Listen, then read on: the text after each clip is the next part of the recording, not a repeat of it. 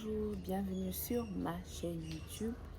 Aujourd'hui, c'est une nouvelle vidéo. Le titre de cette vidéo, c'est Comment lire sa Bible. Par où on commence?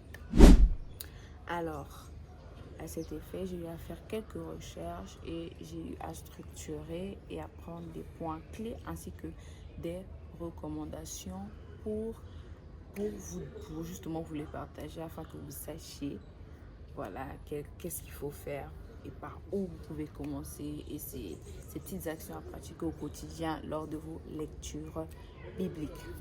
Donc, sans plus tarder, je vais donc commencer.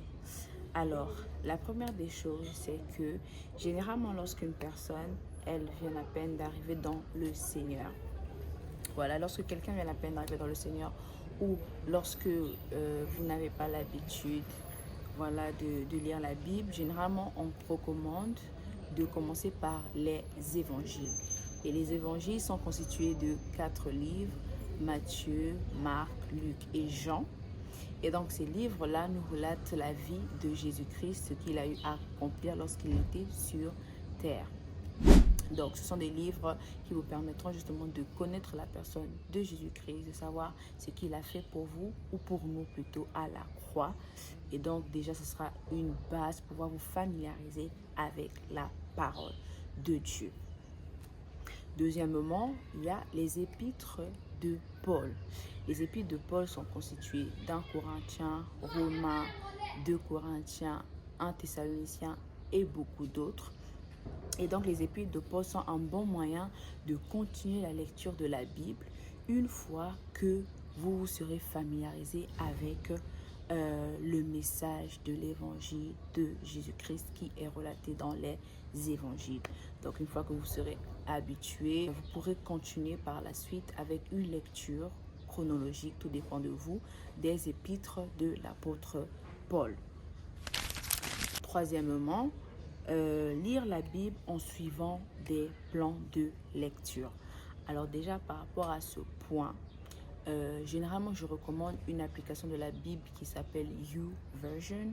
Et cette application de la Bible est vraiment, elle est vraiment pratique pour tous ceux qui n'ont pas l'habitude de lire la Bible, ou même si vous avez l'habitude de lire la Bible, cette application est pratique pour la méditation, que ce soit si vous voulez méditer sur des thématiques en particulier ou rechercher des versets spécifiques, par exemple par rapport à la colère, la foi, etc. Donc, suivez des plans de lecture, que ce soit sur Internet ou dans une application de la Bible, comme je viens de citer par exemple YouVersion, mais il y a beaucoup d'applications de la Bible que vous pouvez télécharger sur Play Store ou App Store. Et donc, ces plans de lecture de la Bible vous aideront à lire la Bible, que ce soit en 1 an, 2 ans, en 3 mois. Tout dépendra du plan que vous allez choisir.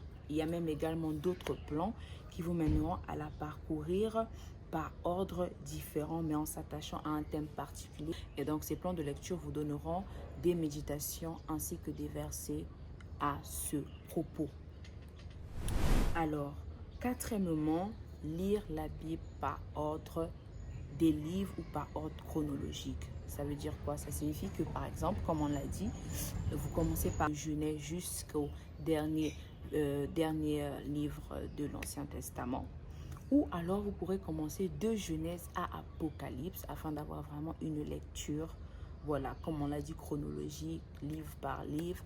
Et cette lecture vous permettra non seulement de pouvoir la lire en 1 an, ou tout dépendra de la régularité que vous allez adopter, mais elle vous permettra justement de combiner les deux, comment je vais appeler ça, les 2 testaments que sont l'Ancien Testament et le Nouveau Testament. Donc ensuite, commencez par lire 1 ou 2 versets par jour. Alors si vous n'êtes pas un gros lecteur de la Bible, c'est vraiment la méthode, voilà, qui, je pense, sera la meilleure pour vous, de commencer avec un verset par jour ou 2, voilà, et au fur et à mesure, vous allez augmenter, ce sera plus 1 verset, ce sera peut-être 5, ensuite des paragraphes, et avec le temps, vous allez vous retrouver avec une discipline, bien évidemment, et de la persévérance, avec toujours en comptant sur le Seigneur, voilà. C'est tout pour aujourd'hui. N'hésitez pas à vous abonner et à liker cette vidéo. N'hésitez pas et on se retrouve à la prochaine pour une nouvelle vidéo.